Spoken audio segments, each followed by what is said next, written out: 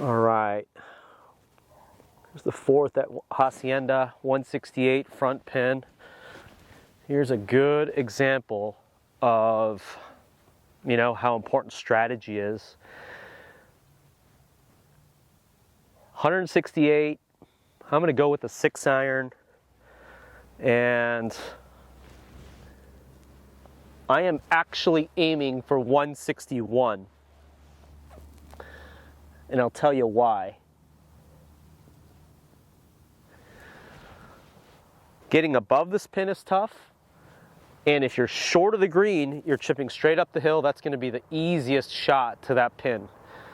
If you're left of the green or right of the green, there's bunkers, and those shots are really difficult.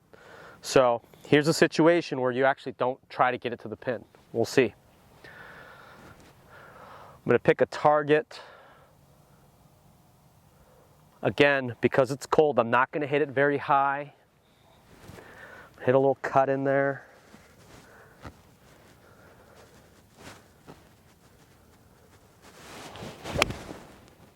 Oh, it's really good. Really good. I bet you I landed that 161. It went about this high off the ground. As soon as I hit it, I can feel it.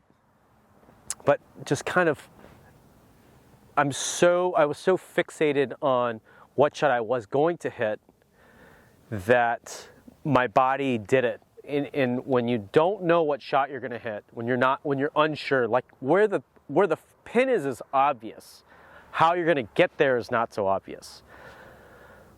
When guys are playing really well, how you're going to get there really comes to you quickly. They can, when they're pulling their club out, like their driver out, they already know they're going to just hit a tight draw, down the left side or whatever. And we really take that for granted. What we tend to focus on is like, the plane of the swing, this and that, but you forget the level of commitment and the desire that they have to hit a certain shot. So that was a good example because I went through my process there pretty quick because I felt the shot a lot quicker. Let's go up there, check it out. Driving up to the green after that 166-yard shot. I'm really giddy right now because I just hit my 6-iron. I tried to hit it 161, and I guarantee you I hit it 161 on the dot. That ball flew, and that ball landed just perfect. And I don't have to chip. Although I like chipping. I might drop a ball short just to chip one.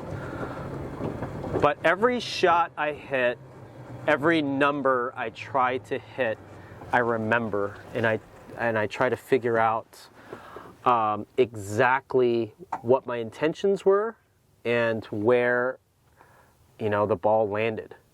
Because that's how you really learn. Is it takes a lot of trial and error of like, okay, I normally hit my 6-iron 185. Here I am. It's 166. Hit a nice knockdown 6. Trying to land at 161. And let's go see if I did it. Oh, here we go. 166. 5, 4, 3, 2. 161 and a half. That's where it landed. That's a really good shot. And you can kind of see how this area is really small. And if you're pin high and you're left or right, it's a really tough shot. This isn't really breakaway, but it's very short-sighted. There's just not much room. So the point is, even though you're coming up the hill, there's so little room, it's a tough shot. From this side, it's straight downhill. But when you're down here, anywhere in this area, you're going straight up the hill. I mean, it's like you're chipping up to a backstop.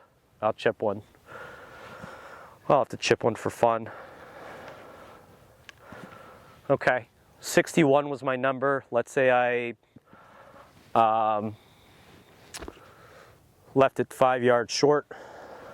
60-degree wedge.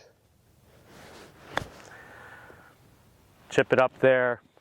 That's short, 6 feet short. I mean, you just can't hit it hard enough. It's not that big of a deal. My point is, this is such an easy shot that you have to consciously understand that if you stripe it, maybe you can fly it to the pin, but if you miss it, be short.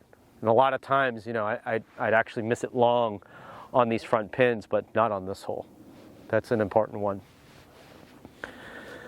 You know, talking about front pins and leaving the ball short, I think there's a stat on the PGA Tour. One of the statisticians, you know, they were talking about it on a podcast, how from 150 yards to a front pin, a PGA Tour player their scoring average is lower when there's water short, which means if there's water short, obviously you'd hit it a little bit longer. And even the guys on the PGA Tour tend to miss too short. They try to keep it below the hole, and they're just not nearly as accurate as they think they are, and that's why their scoring average is actually lower when there's water in front of the green. Think about that one. It's crazy.